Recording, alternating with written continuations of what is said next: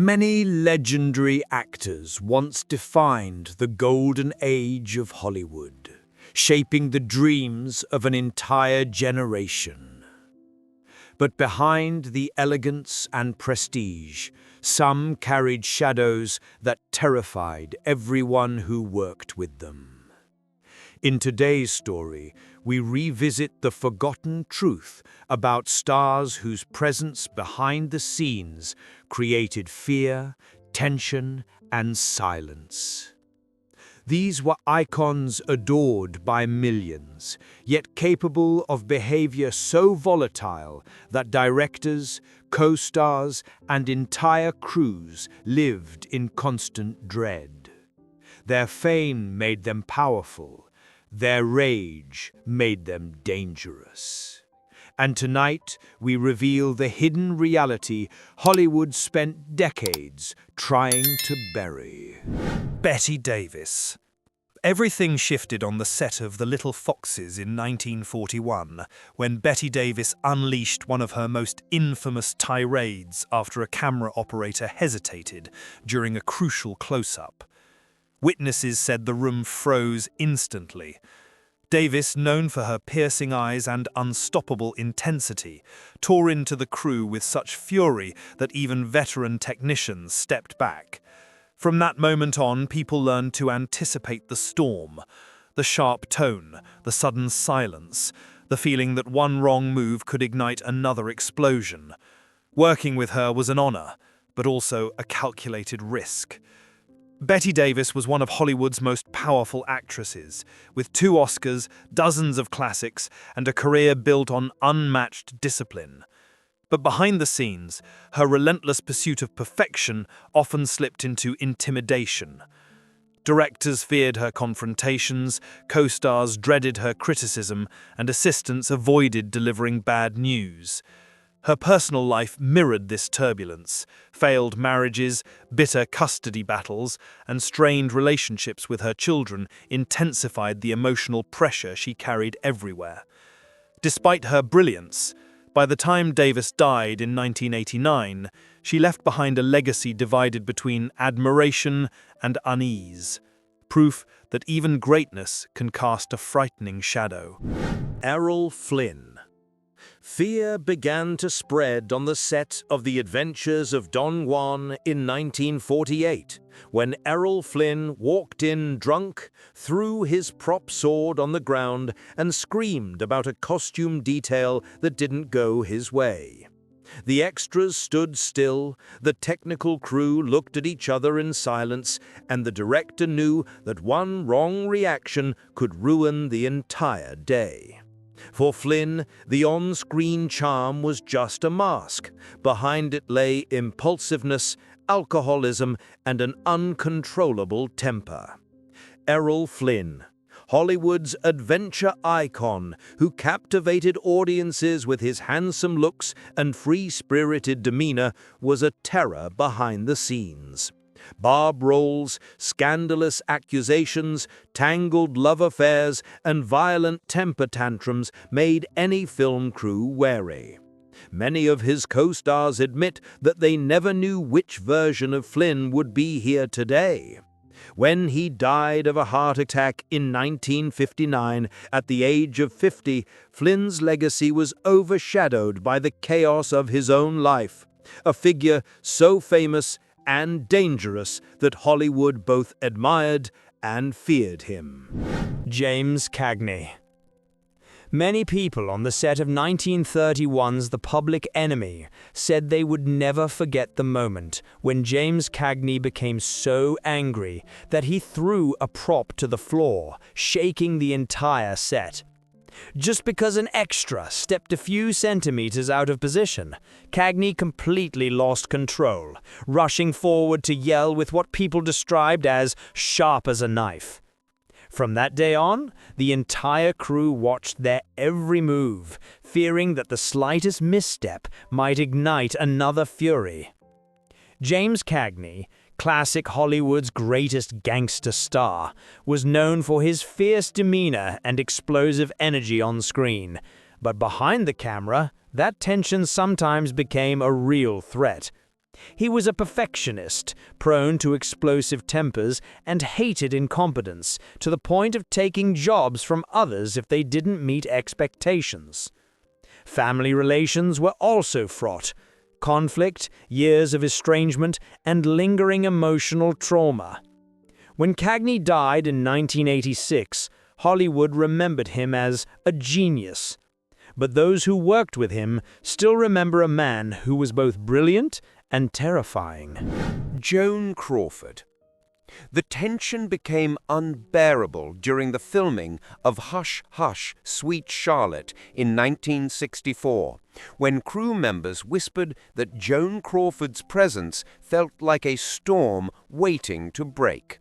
Sick or not, she arrived on set determined to dominate every frame, and when she felt threatened or challenged, her temper shifted the entire atmosphere.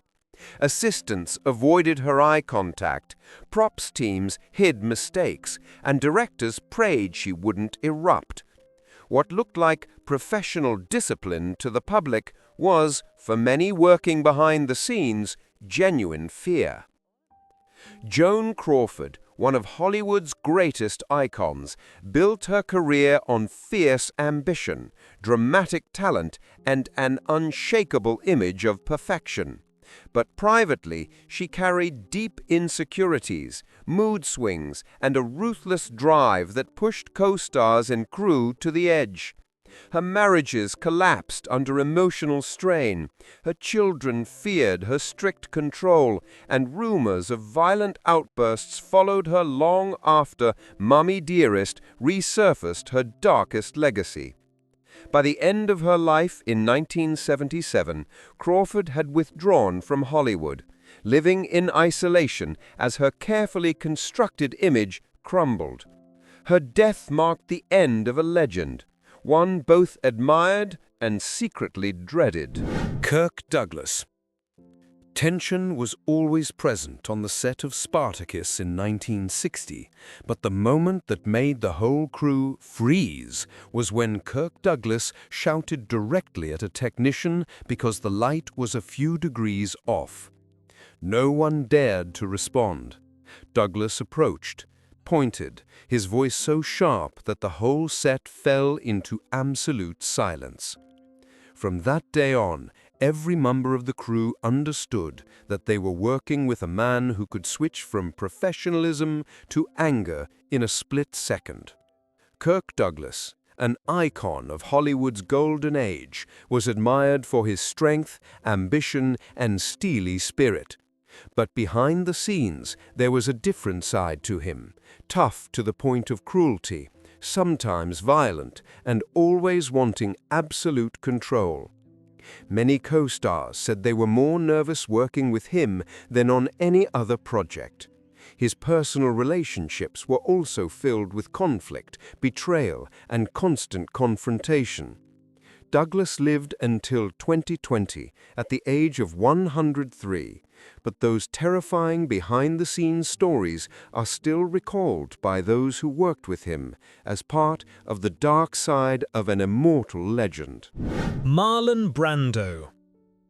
The breaking point came during the chaotic production of Mutiny on the Bounty in 1962, when Marlon Brando's unpredictable behavior pushed the crew into open fear. Scenes that should have taken hours stretched into days because Brando refused to follow direction, rewrote dialogue on the spot, or abruptly walked off set without warning. Technicians whispered that any small mistake, a misplaced prop, a light set too bright, could trigger one of his infamous eruptions. Even seasoned producers admitted they had never encountered a force as intimidating as Brando at his most volatile. Marlon Brando, the revolutionary actor who transformed modern acting, also carried a darkness few dared confront. His genius brought him acclaim, but his disdain for authority, sudden mood swings, and raw emotional intensity made him nearly impossible to manage. Co-stars described filming with him as walking into a lion's cage, never knowing whether they would face brilliance or fury. Relationships deteriorated, affairs blurred into conflict, and family tragedies, especially the turmoil surrounding his children, deepened the instability that followed him throughout his career. By the time he died, in 2004, Brando was both a legend and a cautionary tale, a man whose power on set left unforgettable performances and unforgettable fear. Montgomery Clift.